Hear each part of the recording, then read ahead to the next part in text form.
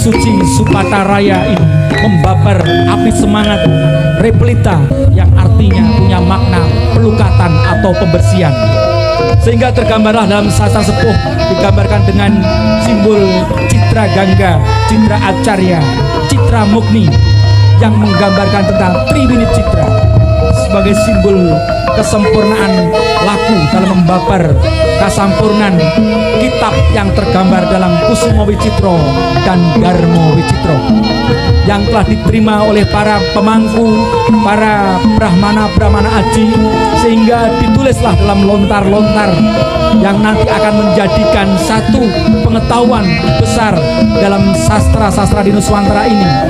Tidak akan pernah putus asa dalam dharma, senantiasa teguh kukuh baktinya memayung hayung limbawana.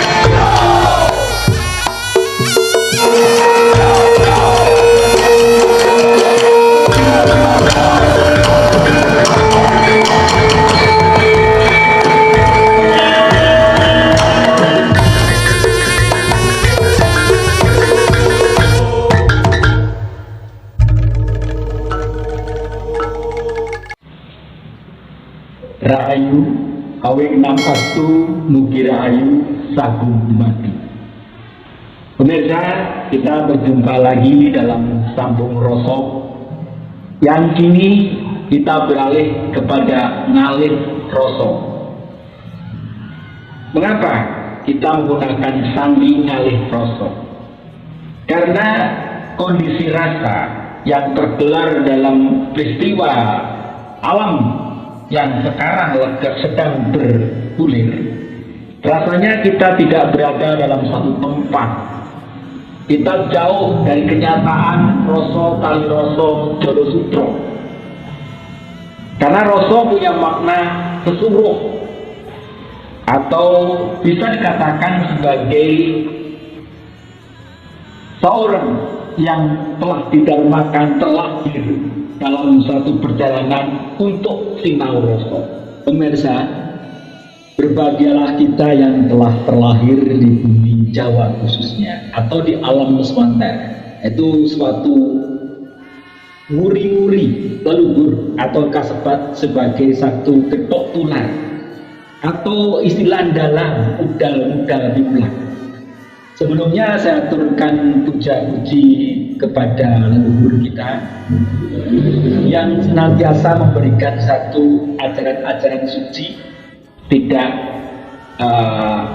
sopan kalau kita belum mengaturkan rasa puja dan puji di hadapan Yuang dan di hadapan leluhur kita yang telah banyak memberikan satu ikatan urat nadi dalam darah kita, agar kita senantiasa satu kesatuan dalam Roso Tali Roso Joyo Sutro.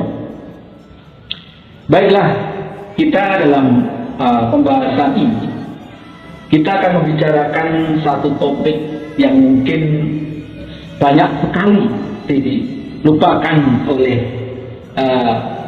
di antara kita, yaitu tentang api.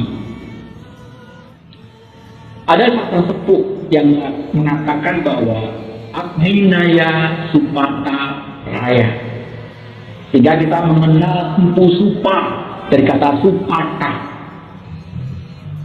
Mengapa beliau memberi gelar nama sebuah mantra? Karena sebuah mantra sebenarnya adalah daya yang telah diturunkan oleh leluhur kita kepada kita untuk mempelajarinya. Sehingga kala itu Supata adalah ilmu yang sangat disanjung. Api merupakan daya hidup dalam sebuah peradaban, yaitu tentang peristiwa yang disebut dengan peradaban kahuripan. Mengangkat nama api, inti api bumi, Dahana Pura, yang bersifat panjalu, sifat lanang, dan satu lagi wilayahnya yaitu bersifat Jenggolo yang bersifat putri. Dalam sebuah ilmu kehidupan itu, akan dibagi dua antara laki-laki dan perempuan. Nah, disinilah kita tidak pernah melupa mengapa api menjadi satu daya yang sangat tinggi. Mulai zaman Kapitayan kita mengetahui kita memuja-muja api. Ya, memang kita memuja api. Namun api yang kita puja ada beberapa jenis, ada beberapa karakter dan ada beberapa sifat. Salah satunya adalah api suci, api manfaat, dan api pelukatan atau api pembersihan. Dalam sebuah peradaban sepuh, kita melihat sebuah doa atau bahasa Jawanya sesanti atau mantra senantiasa berhadapan dengan api, yaitu perapian yang kemudian dikutuk, artinya diberi pengaruh dengan rempah-rempah yang diproses menjadi kemenyan. Dalam ilmu suro jiwa, jiwa-jiwa ini, karena kita terlahir dari leluhur yang punya sifat jiwonggo dito, jiwonggonggo, jiwa yang sangat terpilih, maka kita patut berbangga dan berbahagia telah terlahir dari rah turun beliau. Banyak sekali sastra yang sekarang menjadi satu monumental yang dibuatkan sebuah prasasti seperti bara Buddha, api Buddha. Namun kadang-kadang kita berpikir Buddha seakan-akan kita telah menggayuh agama Buddha yang sekarang. Nah, tentu nanti kita terangkan panjang lebar tentang Buddha Jawa. Ternyata dengan Gondoarum kita menjadi hening. Nah, kadangkala kita kurang menyadari berbagai satu tradisi yang tidak melepaskan api yang sekarang berkembang menjadi dupa, yang dulunya merapen. Banyak bahannya. Bahan-bahan dasar itu tentulah merupakan satu daya untuk menghidupi api suci itu, sehingga dalam darah kita akan mengalir daya hidup yang mempunyai keseimbangan dari pengupo jiwa dan pengupo rogo. Artinya setiap rogo linuwe akan bertempatkanlah jiwa linuwe. Nah, ibaratnya adalah darah. Makanya tidaklah salah kalau leluhur kita sangat jeli, sangat pandai, karena di dalam darah kita ada api yang dihembuskan oleh angin, sehingga daya api itu telah hadir sebagai daya kekuatan untuk hidup yang senantiasa memancarkan energinya. Karena darah kita masih punya gondol yang amis, sehingga untuk melengkapi agar api ini, daya api dalam darah kita ini menjadi harum, sehingga diciptakanlah berbagai rempah-rempah yang dari kayu-kayuan. Untuk apa? Untuk memberi pengaruh.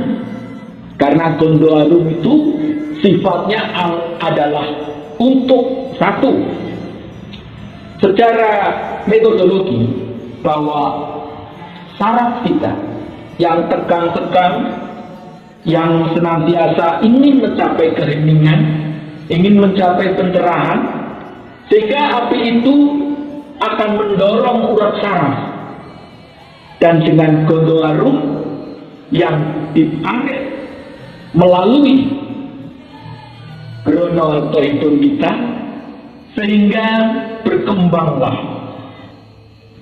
setiap melantunkan sastra yang dalam bentuk sesanti, yang wujudnya adalah dharma, untuk akan sampailah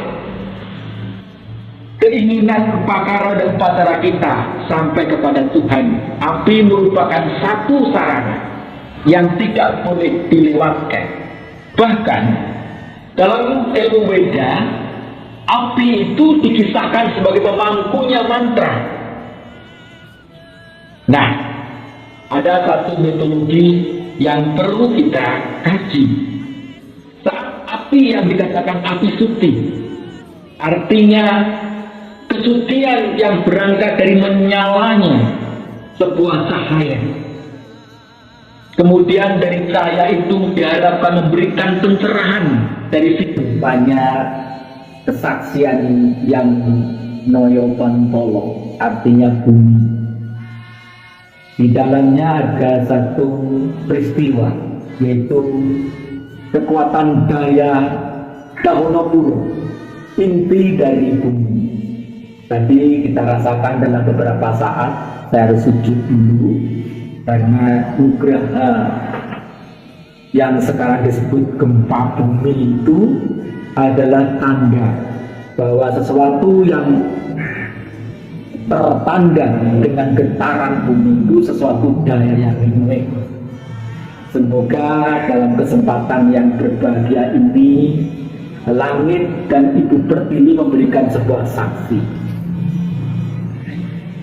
Nah, tadi saya matur semoga dengan nugraha yang tidak disadari, kesaksian alam telah memberikan satu pewujud akan kebesaran kekuatan bumi Nusantara, dan disinilah semoga kita patut juga menyukuri tentang kejadian-kejadian itu perlu dibaca. Baiklah, tadi saya matur bahwa Brahma kasebatkan oleh sebuah mitologi yang namanya bumi. Karena inti bumi itu adalah api. Kalau kita logika berpikir tentang fenomena atau kejadian alam semesta raya, bumi kita itu gumantung. Berarti daya kekuatan yang ada untuk nyonggo bumi ini adalah api.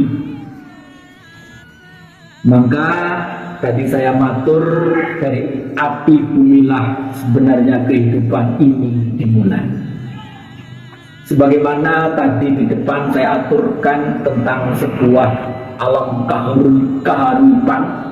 kahuripan maksud saya, yang kala itu dipengku oleh peradaban besar, oleh para pandita-pandita agung, oleh panca resi, oleh sapta resi, sampai sanarsi, ada Tirsi, ya, ada juga yang Brahmana Aji. Di situ diterangkan bahwa prosesi bumelarnya kejadian alam semesta ini sebenarnya sangat dekat dengan diri pribadi kita.